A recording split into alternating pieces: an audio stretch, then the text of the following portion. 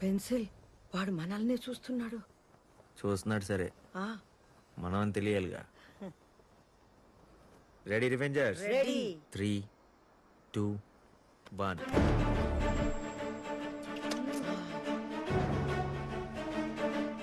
ఇప్పుడు టెన్షన్తో సస్తాడు, వాళ్ళు ఎవరై ఉంటారా అని. వాడి దగ్గర బైనాకులర్స్ లేవు కదా. 2, 4, 6, 9, 11, 13, 14 floors.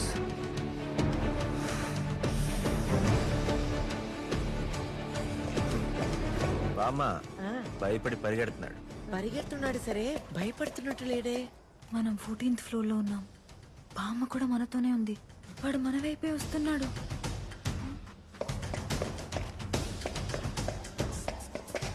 పదండి, ఇక్కడి నుంచి అర్జెంట్గా బయటపడాలి. చిరుతా చేయదు. బామ్మేది ఎక్కడ ఎరగ కనపట్టదే. బామ్మ వెళ్ళిపడతాయి, వెళ్ళిపోతా. రా ఫాస్ట్ ఫాస్ట్.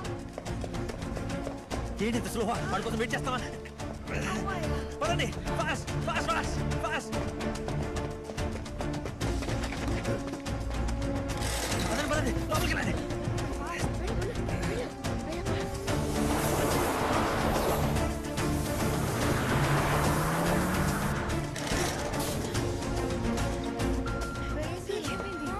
ఓవర్లోడ్ అనుకుంటా. మీ డైరెక్ట్ కింద వెళ్ళిపోయి మధ్యలో ఎక్కడ ఆగదు. నేను వచ్చేస్తా.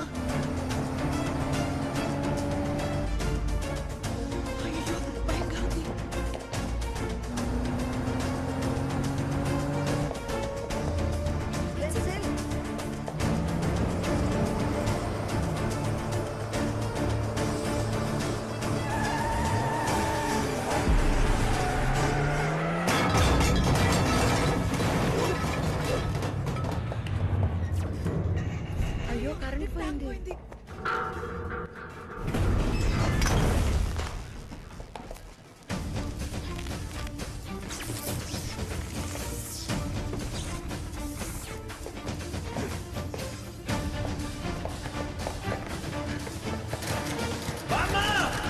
చిన్ను ఏమైంది?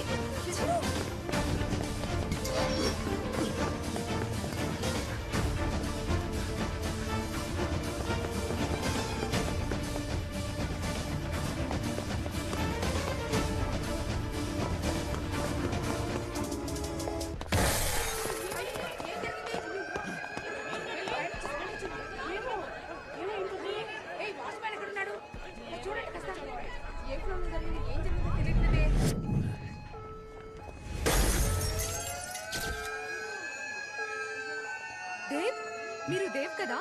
Racer? Oh my God, wow.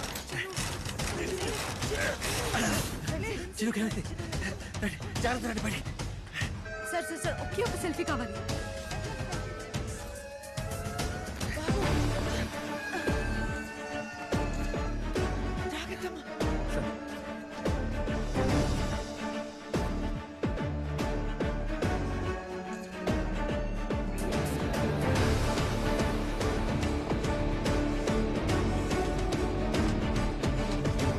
అసలు ఏం జరిగిందండి?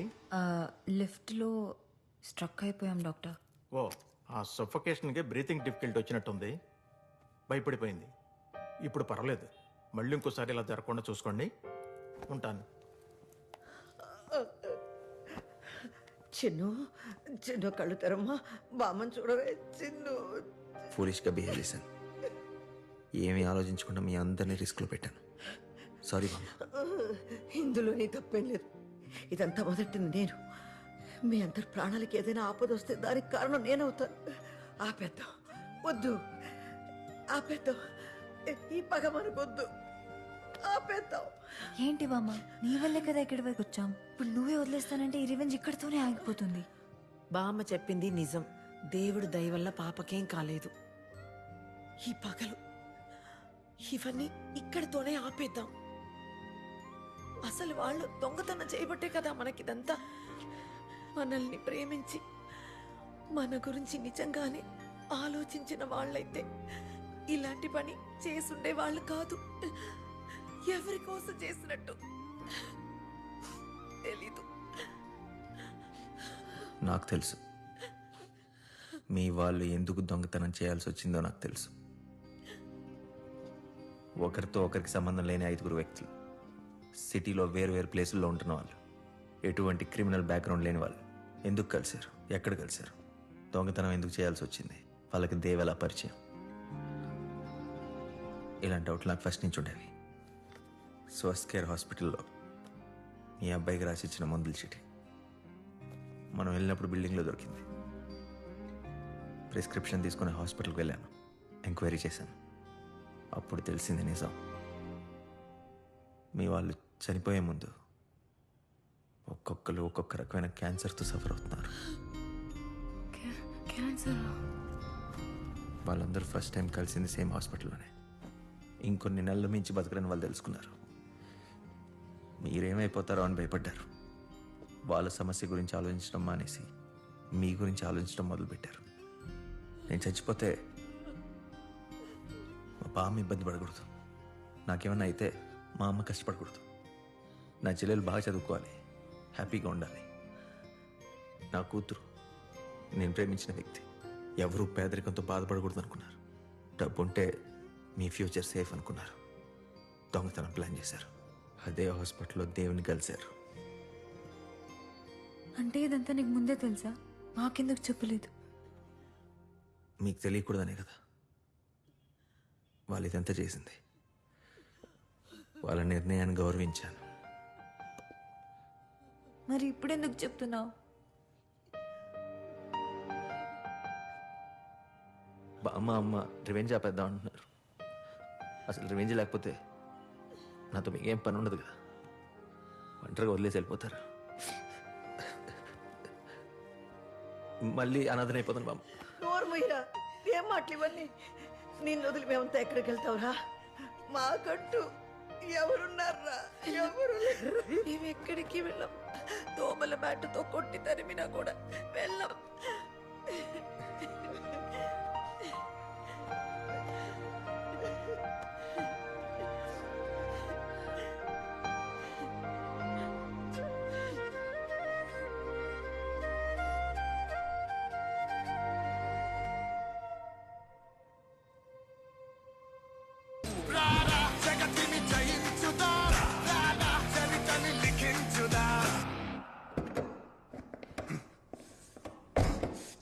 Just miss them.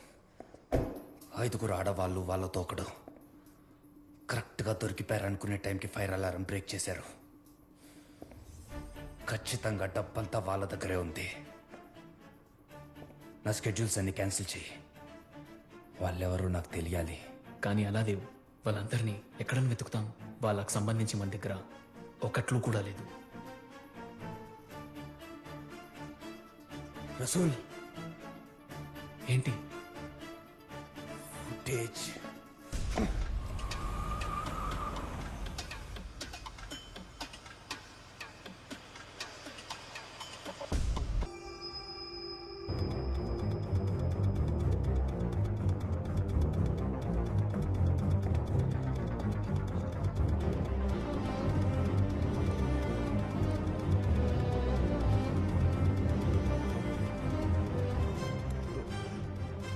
అతడే సార్.